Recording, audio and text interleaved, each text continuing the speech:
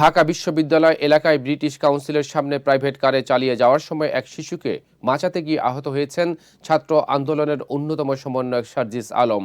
বুধবার রাত 9:30টার দিকে আহত অবস্থায় তাকে ঢাকা মেডিকেল কলেজ হাসপাতালের জরুরি বিভাগে নিয়ে আসা হয়। দাবি শিক্ষার্থীরা জানান, দুর্ঘটনার খবর পেয়ে ব্রিটিশ কাউন্সিলের সামনে থেকে সার্জিস আলমকে আহত অবস্থায় হাসপাতালে নিয়ে যাওয়া হয়। তার বাম চোখ ও মাথায় আঘাত লেগেছে।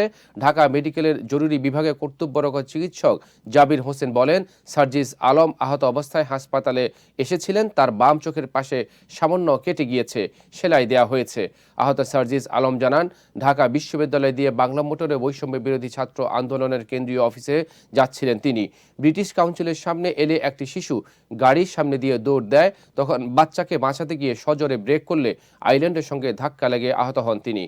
ঢামেক হাসপাতালের পুলিশ ক্যাম্পের ইনচার্জ পরিদর্শক ফারুক জানান, বৈষম্য বিরোধী ছাত্র আন্দোলনের অন্যতম সমন্বয়ক সার্জিস আলম আহত অবস্থায় ঢাকা মেডিকেল কলেজ হাসপাতালে ভর্তি হয়েছেন। পরে চক্ষু বিভাগ থেকে চিকিৎসা নিয়ে তিনি চলে যান।